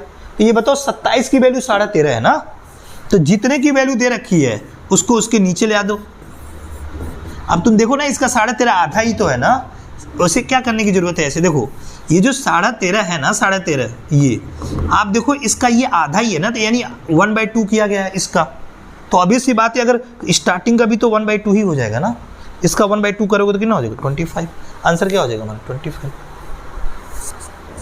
समझ जाएगी कि नहीं आप, देखो इसे आसानी से कर लोगे। देखो सारे एग्जाम के आए हुए क्वेश्चन मैं बता रहा हूँ, और जो एक चीज़ इंपॉर्टेंट ये है कि आपको ये चीज़ ध्यान रखना है, इनिशियल वैल्यू दे रखी है कि फाइनल वैल्यू दे रखी है, या इनके बीच का डिफरेंस पूछ रहा है। जो दिया रहेगा उसको उसके नीचे ला के लिख देना और जो पूछेगा उससे मल्टीप्लाई कर देना, सिंपल। जैसे यही जगह लिखना रहता तो आप इसको नीचे लिख देते और इससे मल्टीप्लाई कर लेते, या सीधा देख लो ये कितने टाइम्स हो रहा है, तो 1/2 टाइम्स हो रहा है, उतना ही 1/2 टाइम्स। आई होप ये समझ में आ गया होगा। चलो आगे देखते हैं, एक आध दो क्वेश्चन और करते हैं ताकि आपको और कॉन्फिडेंस मिले। जैसे कि ये वाला क्वेश्चन देखो, ये तो आई होप खुद ही कर लेना। देखो, त्योहारी सीजन में बिक्री के दौरान 20%, 30% और 10% की 3 क्रमागत छूट दी जा रही है। देखो यहाँ पे तो डायरेक्ट लिख दिया उसने क्रमागत, यानी सक्सेसिव का केस है, यहाँ तो डायरेक्टली आप कर लोगे। तो अब जब छूट रहेगा तो आपको क्या करना है, माइनस करना है, यानी 20% की वैल्यू 1/5 हो गई, यानी 5 से वैल्यू कितनी हो जाएगी, 4, ऐसे करके लिखना। 30% की वैल्यू 3/10, यानी 10 से वैल्यू 7, ये कर लोगे ना। चलो आगे देखते हैं, चलो अगला देखते हैं क्वेश्चन। अब ये देखो, ये हमारा है चक्रवृद्धि ब्याज का, यानी कंपाउंड इंटरेस्ट का क्वेश्चन है। अब देखो कंपाउंड इंटरेस्ट में ना जो ये है, ये कंपाउंड इंटरेस्ट सक्सेसिव का ही केस होता है, सक्सेसिव इंक्रीज का केस होता है कंपाउंड इंटरेस्ट। क्योंकि आप कोई पैसा देते हो किसी को ब्याज पर, अब पहले साल मान लो आपने 100 रुपये दिए किसी को ब्याज पर 10% के ब्याज पे, तो आपको क्या होगा, एक साल के अंत में कितना देगा, तो 100 का 10% निकाल के और उसमें जोड़ के आपको दे देगा। और फिर अगले साल जो होगा, दूसरे साल, फिर उसका 10% देगा, जो भी पैसा होगा। जैसे देखो, मान लो मैं क्या समझाना चाह रहा हूँ, मान लो आपने किसी को 100 रुपये उधार दिए चक्रवृद्धि ब्याज पर 10% के हिसाब से, तो इसका 10% निकालोगे तो कितना हो जाएगा, 10, और इसमें जोड़ दोगे तो कितना हो जाएगा, 110। अब अगर आपने 2 साल के लिए दिया है तो अगले साल फिर इस पर 10% लगाओगे, तो इसका फिर से 10% निकालोगे तो कितना हो जाएगा, 11, और इसमें इसको जोड़ दोगे तो कितना हो जाएगा, 121। यानी आप देखो तो बेस वैल्यू चेंज हो रही है कि नहीं। अगर आप ये देखो, अगर मैं बोलूँ कि 10% का पहले साल 10% दिया और दूसरे साल 10% दिया, मैं बोलूँ टोटल कितना परसेंट ब्याज दिया, तो ये मत बोल देना 20% दिया, क्योंकि ये बेस वैल्यू चेंज हो रही है। समझ में आ रही बात, कितना परसेंट बोलोगे, तो देखो यहाँ पे 100 से वैल्यू 121 हुई है ना, यानी 21% का हुआ है। या तो आप वो फॉर्मूला लगा लो, a+b+ में ab/100, तो a+b कितना हो जाएगा 20, और गुणा कर दो तो 100/100, यानी 1, 20 और 1, 21। समझ आ गई कि नहीं बात। तो यानी ये जो हमारा ये जो हमारा कंपाउंड इंटरेस्ट वाला चैप्टर होता है, वो बेसिकली क्या होता है, उसमें हम ये जो सक्सेसिव का ही केस पढ़ते हैं, सक्सेसिव इंक्रीज का वही होता है। जैसे देखो इसमें वही वाला केस है, तो आप इसमें भी आप ये या तो इफेक्टिव रेट लगा लो, ये वाला जो मैं मेथड बताया था फॉर्मूले वाला, या तो आप करो जो रेशियो वाला कंसेप्ट है। तो यहाँ भी देखो आप रेशियो वाला कंसेप्ट लगा सकते हो। देखो क्या कह रहा है, रघु अपनी 16 वर्षीय बेटी के नाम पर एक योजना में 5 लाख रुपए का निवेश करता है, जो वार्षिक रूप से संयोजित 5% चक्रवृद्धि ब्याज का भुगतान करता है। बेटी के 18 वर्ष का होने पर प्राप्त कुल राशि क्या होगी, ये बताना है हमको। तो ये बताओ, पहले साल कितना मिल रहा है, 5%, तो 5% की फ्रैक्शन वैल्यू बताओ कितना होता है, 1/20, यानी 20 से वैल्यू कितनी हो जाएगी, 21। अब फिर कह रहा है अगले साल फिर 5% मिलेगा, तो फिर से 20 की वैल्यू कितनी हो जाएगी, 21। अब देखो ये यहाँ पे कितना हो गया, 400, ये वैल्यू कितनी हो जाएगी, 441। अब ध्यान पे रखना इस चीज को, जो ये वाली वैल्यू होगी ये तुम्हारी प्रिंसिपल को दिखाएगी, जो ये वाली वैल्यू होगी वो अमाउंट को दिखाएगी, मतलब जो फाइनल वैल्यू देगा वो पैसा, और जो शुरू में दिया होगा, और ये जो डिफरेंस आएगा ये 41, वो दिखाएगा कंपाउंड इंटरेस्ट को। अब जो दिया रहेगा उससे कंपेयर कर लो, क्या दिया है, सौरभ एक योजना में वो लगा रहा है ना 5 लाख रुपए, यानी वो प्रिंसिपल दे रखा है, तो यानी प्रिंसिपल यानी 400 की वैल्यू दे रखी है 5 लाख, यानी 5 लाख जो ये है वो कितने की वैल्यू दे रखा है, 400 को। तो जितने की दे रखा है उसके नीचे ले आके लिख दो, और पूछ क्या रहेगा बताओ, क्या पूछा है, फाइनल वैल्यू पूछा है ना, तो फाइनल वैल्यू का मतलब ये पूछ रहा है 441 का, तो गुणा में 441 कर दो, इसे सॉल्व कर लो, आंसर आ जाएगा। समझ में आ गई कि नहीं बात, क्लियर है कि नहीं, कर लोगे ना सॉल्व कैसे करोगे, ये 2 जीरो कैंसिल आउट कर दो, 4 से यहाँ पे डिवाइड कर लो, कितना हो जाएगा 125, और ये 0 1250 इंटू 441, यहाँ पे 441 में क्या कर लो 1250 को गुणा कर दो। अब देखो आप लोगों को मैं आपको दिखाता हूँ, देखो कितना फास्ट कैलकुलेशन किया जा सकता है। आप लोगों में से बहुत सारे लोगों को लोगे ये बहुत टाइम लगेगा, लेकिन मैं आपको जब कैलकुलेशन की सीरीज कराऊंगा ना, वहाँ पे मैं बताऊंगा इसको एक लाइन में कैसे कर लोगे। अब देखो मैं आपको एक लाइन में करके दिखा रहा हूँ, देखना ध्यान से। आपको पता है ये 0 तो लास्ट में आएगा ही, तो मैं इसको हटा देता हूँ, मुझे पता है 0 आएगा, बस मैं इन 3 डिजिट को 3 के साथ कर रहा हूँ। तो देखो मैं क्या कर रहा हूँ, अभी आपको कम समझ में आएगा, बट मैं आपको दिखा रहा हूँ, देखो एक लाइन में किया जा सकता है। वो मैं आपको डिटेल में जब समझाऊंगा तो समझ में आएगा। मैं पहले 1 को 5 से गुणा कर दिया 5, और फिर मैं क्या करूंगा 1 को 2 से करूंगा 2, और 5 को 20 और 2 22 हासिल हो जाएगा मेरा 2, फिर 1 एकन्नम 1 और 2 3, 3 और 8 11, 11 और 20 कितना हो जाएगा 31 हासिल हो जाएगा हमारा 3, और ये 4 एकन्नम 4 और 3 7, 7 और 8 कितना हो जाएगा 15 हासिल हो जाएगा हमारा 1, 4 एकन्नम 4 और 1 कितना हो जाएगा 5, ये आया था और 1 0। तो देखो यहाँ पे हमारा आ जाएगा कि नहीं, कौन सा आ गया 5 5 1 2 5 0 5 5 1 2 5, ये हो गया आंसर। अब देखो मैं आपके सामने ये एक लाइन में कर दिया हूँ, आपको अभी समझ में नहीं आया, लेकिन कैसे किया गया देखो, मेरा टाइम बच गया कि नहीं, क्यों मैंने एक लाइन में कर दिया। यही चीज़ आपको सीखनी है कि इन तरह के क्वेश्चन को जल्दी कैसे उड़ा देंगे एक लाइन में। वो सब मैं चीज़ें कैलकुलेशन में देखो बहुत सारी चीज़ें लेके आऊँगा आप लोगों को, तो आप उसको सीखोगे कि कैसे करना है और उसको अप्लाई करोगे तो बहुत जल्दी कर पाओगे। चलो आगे देखते हैं। अब देखो ये भी कंसेप्ट हमारा यहाँ पे भी सक्सेसिव का केस है। देखो यहाँ पे क्या कह रहा है कि 1 लाख रुपए है, 20% प्रति वर्ष की दर से 3 वर्ष 3 महीने के लिए वार्षिक रूप से संयोजित चक्रवृद्धि ब्याज ज्ञात कीजिए। अब यहाँ पे 3 वर्ष 3 महीने के लिए बोला है। आप बताओ पर ईयर आप कितना दे रहे हो ब्याज 20%, तो यानी पहले साल 20% दोगे, दूसरे साल 20% दोगे, तीसरे साल 20% दोगे, लेकिन चौथे साल में तो पूरा नहीं देना है ना, 3 ही महीने के लिए बोला है। तो आप ये बताओ 3 महीने के लिए कितना ब्याज दोगे उसको, तो आप बताओ 20% तो 12 महीने के लिए दे रहे हो, तो 3 महीने के लिए क्या कर दो 3 से गुणा कर दो, तो 3 से यहाँ से 4 बार में 4 से गुणा कर, ये डिवाइड कर दो कितना हो जाएगा 5%। यानी जो चौथे साल आप ब्याज दोगे ना 3 महीने के लिए कितना परसेंट दोगे 5%। अब देखो जो भी ये प्रिंसिपल होगा उस पर 20% की वैल्यू बढ़ के आएगी कुछ, फिर इस पर 20 बढ़ के बढ़ाएगी ऐसे करके, यानी ये कौन सा केस है सक्सेसिव इंक्रीज का केस है। अब सक्सेसिव इंक्रीज का केस है तो यहाँ पर रेशियो वाला कंसेप्ट लगाओ क्या कैसे लगाएंगे, तो देखो मैं लगा के दिखाता हूँ आपको। 20% है ना, तो 20% की फ्रैक्शन वैल्यू कितनी होती है 1/5। देखो ये याद कर लिया करो आप लोग, अगर इसे याद नहीं करोगे ना तो बहुत ये टाइम लग जाएगा, फिर कोई फायदा नहीं होगा। ये सब बेसिक चीज़ें होती हैं। 5 से ये वैल्यू कितनी हो जाएगी 6, अगले साल फिर 20% यानी 5 से वैल्यू कितनी हो जाएगी 6, अगले साल फिर 20% यानी 5 से वैल्यू कितनी हो जाएगी 6, और अगले साल 5% लगेगा, तो 5% की फ्रैक्शन वैल्यू 1/, अभी कई बार हम लोगों ने किया इसी क्लास में, देखो कई बार कर चुके ये, तो 20 की वैल्यू कितनी हो जाएगी 21। अब इसको पूरे को गुणा कर दो, इसको पूरे को गुणा कर दो, और हमें कौन सा दे रखा है इनिशियल वैल्यू दे रखा है, फाइनल निकालना। पहले गुणा करो, देखो मैं 5 को 3 में गुणा कर दूंगा 125, और 125 को 2 से गुणा कर दूंगा कितना होगा 250, यानी 250 और 1 0 और इतने वैल्यू दे, ये हो गया हमारा। अब ये वाली जो वैल्यू है ये दे रखी है मेरी, ठीक है ना। तो यानी अब इसको गुणा करें तो 6 को 3 बार में गुणा कर दूंगा तो कितना हो जाएगा 216, और ये 216 को मैं 21 में गुणा कर दूंगा, यानी इतने की वैल्यू दे रखी है। देखो यानी ये जो 1000 है 1 लाख है ना, 1 लाख ये कितने की वैल्यू है 2500, तो यानी इसको 2500 को नीचे लाके लिख दिया, इतने की वैल्यू दे रखी है। अब पूछ रहा है कितने की इतने की, तो इंटू 216 इंटू 21 कर दो, 216 इंटू 21। अब देखो यहाँ पे या तो कैलकुलेशन करो या तो थोड़ा सा स्मार्ट बनो। स्मार्ट क्या बनो, डिजिट सम लगा दो। डिजिट सम कैसे लगाएंगे, अब ये पिछली क्लास में मैं बता रखा हूँ आप लोगों को। अब डिजिट सम अगर आप पढ़े रहोगे ना तो आप देखोगे अगर ट्रेडिशनल तरीके से भी करोगे तो आप क्वेश्चन जल्दी कर सकते हो, लेकिन वो आपको डिजिट सम आनी चाहिए। अभी देखो यहाँ पे कैलकुलेशन है, या तो मैं पूरा करूँ, मेरी अगर कैलकुलेशन स्ट्रांग होगी तो भी मैं टाइम ज़्यादा लगा दूंगा। अगर डिजिट सम अगर मैं लगा दूँ ना, डिजिट सम अगर ये अलग अलग आएगा वैल्यू, डिजिट सम इसमें ऑप्शन में अलग लगाएगा तो मैं जल्दी निकाल सकता हूँ। देखता हूँ डिजिट सम लगा के यहाँ पे, तो नीचे हमारा 7 बन रहा है, तो मैंने क्या सिखाया था आप लोगों को, क्योंकि नीचे 4 से गुणा कर देना है, तो ऊपर भी 4 से गुणा कर दो, राइट, तो नीचे 10 बन जाएगा।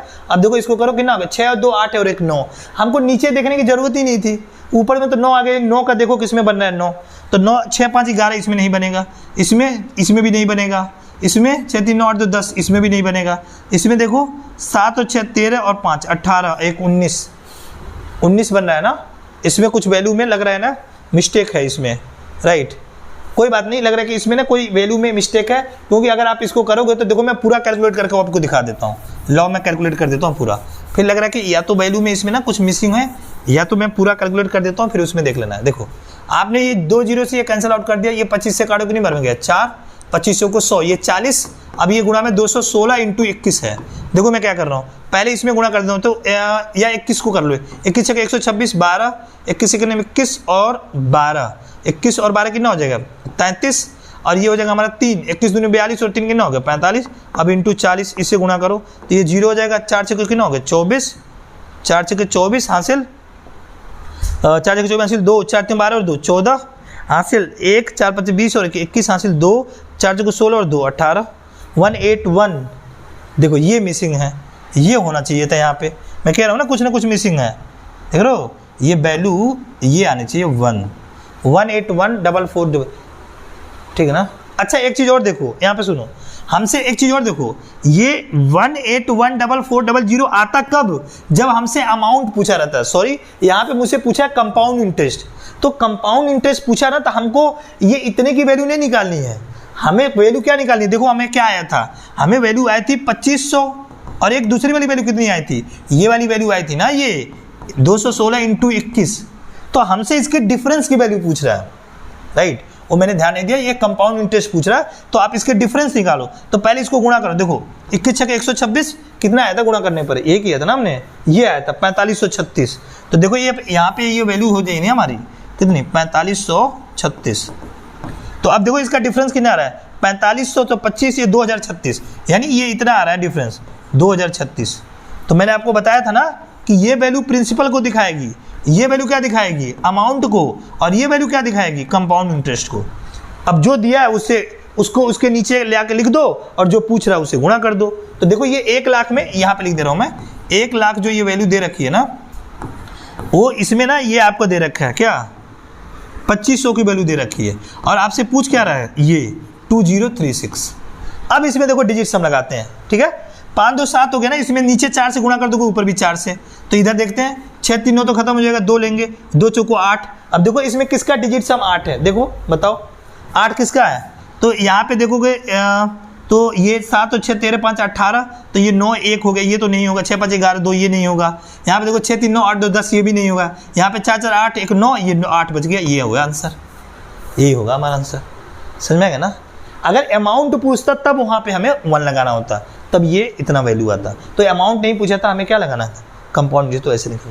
समझ में आ गया कि नहीं आप लोगों को कंसेप्ट। तो यही रहा हमारा सक्सेसिव का केस। और भी है, अब आगे चाहो तो आप मेंसुरेशन में भी लगा सकते हो। जैसे आप मेंसुरेशन देखते हो कि क्यूबॉइड में लेंथ, ब्रीथ और हाइट होता है, तो लेंथ को 10% बढ़ा देगा, ब्रीथ को आपको 20% बढ़ा देगा, आपको ऐसे करके हाइट को बढ़ा देता है 30%, अब बोलेगा ओवरऑल परसेंटेज चेंज बताओ, तो फिर वहाँ पर भी ये कंसेप्ट लगता है। समझ में आ रही बात। तो ऐसे जब भी आप देखना ना, बेस वैल्यू क्या हो रही हो, चेंज हो रही हो, तब वहाँ पे आप क्या करोगे, वहाँ पे ये सक्सेसिव का केस लगाओगे। चलो आज के लिए धन्यवाद, और बाकी जो चीज़ें हैं अगली क्लासेस में करेंगे। हाँ एक चीज़ और, अगली क्लास में ना इसका जो अगला वाला पार्ट है, वो जो एलिगेशन वाला कंसेप्ट है, कि आप एलिगेशन का कंसेप्ट कैसे लगा के और क्वेश्चन को शॉर्ट में करते हो, उसके बारे में देखेंगे। चलो okay, thank you so much.